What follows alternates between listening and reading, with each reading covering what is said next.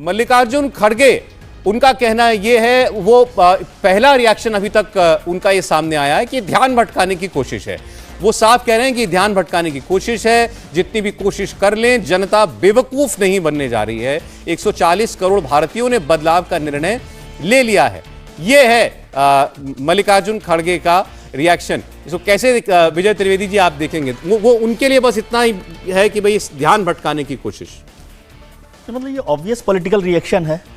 हम ये उम्मीद नहीं कर सकते कि कांग्रेस के अध्यक्ष जो है इस पर कहेंगे कि ये बहुत सरकार ने बड़ा फैसला किया लेकिन है। किससे ध्यान भटक जाएगा? नहीं, वो समझ रहे हैं चर्चा कर रहे हैं तो देश का कौन सा काम रुक गया? इंडिया गठबंधन का जो उनका पूरी एक्सरसाइज है उससे ध्यान भटकाने की कोशिश है, ऐसा मुझे लगता है कि खड़गे साहब कहना चाहते हैं कि वो हो रहा है। लेकिन जैसे भावेश कह रहे हैं और आप जो बता रहे हैं तीनों सर्वे, वो एक चीज क्लियर कर रहे हैं कि तीनों में ही भारतीय जनता पार्टी को मेजोरिटी मिल रही है, नरेंद्र मोदी को मिल रही है। वो 318 हो, 306 हो, 282 से ऊपर आ रहा है और पिछले रिकॉर्ड से 303 से भी ऊपर जा रहा है। तो उसमें कोई बहुत बड़ा बदलाव नहीं हो सकता। और इंडिया गठबंधन की जो बात कर रहे हैं, जैसे भावेश ने कहा कि 1% का चेंज होगा, तो 1% के चेंज से कितना फर्क पड़ सकता है लोकसभा की सीटों में, जहां पर 2019 में 224 सीटें, 224 सीटें बीजेपी की 1 लाख वोटों से ज़्यादा की जीत वाली है।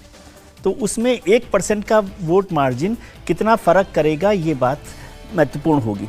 और एक चीज़ और जोड़ दें जो हम पिछली बार चर्चा करने में रह गई, कि जो विशेष सत्र की बात हो रही है, तो हमें ध्यान आया, अभी हम लोग चर्चा भी कर रहे थे कि रोहिणी कमीशन की रिपोर्ट सरकार प्रेसिडेंट को सौंप दी गई अगस्त में। बता भी दीजिए रोहिणी कमीशन रिपोर्ट। तो रोहिणी कमीशन जो है वो खासतौर से ओबीसी में जो कारीगर कास्ट है या जो पिछड़ रह गई हैं, जिनको फायदा नहीं हुआ, उन कास्ट के बारे में कहा गया है। और उसी से जुड़ी हुई एक बड़ी योजना का अनाउंसमेंट प्रधानमंत्री ने किया कि विश्वकर्मा योजना शुरू होने वाली है सितंबर में, मोस्ट प्रोबेबली 17 सितंबर को उसका अनाउंसमेंट हो। तो वो सारी जो जातियां हैं जो रोहिणी कमीशन की रिपोर्ट में बताई गई है, जिनको अभी तक फायदा नहीं हुआ था मंडल कमीशन की रिपोर्ट का, उसका फायदा रोहिणी कमीशन की इस रिपोर्ट से आएगा।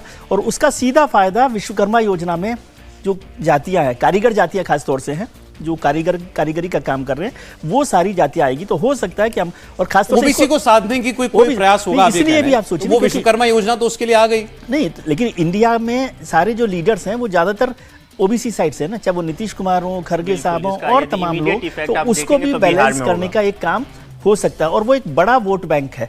17% वोट ने कर्नाटका में बदल दिया ना। सर मैं सिर्फ इतना कह रहा हूं कि वो तो काम होने जा रहा है ना, उसकी तो तारीख आ गई, 17 तारीख को प्रधानमंत्री के जन्मदिन पर वो इम्प्लीमेंट हो जाएगी हो सकता है ना कि अमृत, ये विशेष सेशन में सरकार उस पर जो एग्जीक्यूटिव ऑर्डर है, एक तरह से इम्प्लीमेंटेशन का काम है, उस पर चर्चा कर दे और पूरी बात करें कि भाई ओबीसी के साथ क्या हुआ है, कितना मंडल कमीशन में क्या फायदा हुआ, क्या नहीं हुआ, किन जातियों की बात हुई, किन की बात नहीं हुई। फिर कास्ट सेंसस की बात भी आ जाएगी, कास्ट सेंसस क्या कह रहा है और रोहिणी कमीशन की रिपोर्ट क्या कह रही है, और रोहिणी कमीशन में जिन लोगों को फायदा नहीं हुआ उसके लिए सरकार। अच्छा, आप ये कह रहे हैं कि अभी विपक्ष जितना ये कास्ट सेंसस का शोर उठाता है, कहीं कोई आरक्षण की आवाज उठती है, उस सबको भी एड्रेस करने के लिए कुछ बड़ा करेगी।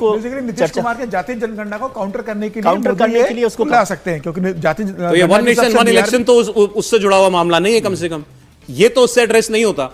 वन नेशन वन ये तो अलग है, इसको एक सरकार का एक आइडिया है, उस पर वो काम, क्योंकि प्रधानमंत्री जी का आइडिया शुरू से है, तो वो इसको, इसीलिए मैंने कहा कि यदि वो बिल लाएंगे तो राज्यसभा में लाएंगे, लोकसभा में नहीं लाएंगे, क्योंकि लोकसभा में बिल लाने से वो पर्पस सॉल्व नहीं होगा। तो मतलब जो देवेंद्र कह रहे थे कि मतलब कि ये एक चीज हुई, लेकिन इस विशेष सत्र का काज जो है, इसका बहुत सी चीजें और भी हो सकती हैं। बिल्कुल सर, और ओबीसी SC ST को लेके अगर आप उनके कंसर्न को देखें या कदमों को देखें, तो पहले पिछले 9 साल के कदम तो आप जानते ही हैं।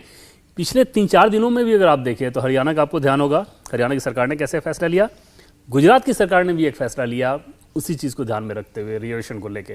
तो कुल मिलाकर एक तरह से कह सकते हैं ना कि प्रीएम्प्ट करते हुए कि ये एक नैरेटिव ना गढ़ने की कोशिश कर दी जाए, क्योंकि अपोजिशन के दल में बहुत सारे नेता हैं जो कि पिछले वर्ग के बहुत मजबूत नेता हैं, तो वो कोई माहौल ना क्रिएट कर दें। तो उस बात को लेकर भी एक सतर्कता नजर आ रही है, एक सतर्कता दिख रही है। और दूसरी चीज़ जो सौरभ, जो आपने खड़गे के बयान को लेकर पूछा, आपने देखें तो इंडिया अलायंस के नेता बार बार इस बात को कह रहे हैं और बहुत रणनीति के साथ कह रहे हैं, सरकार घबराई हुई है, प्रधानमंत्री नरेंद्र मोदी घबराए हुए हैं।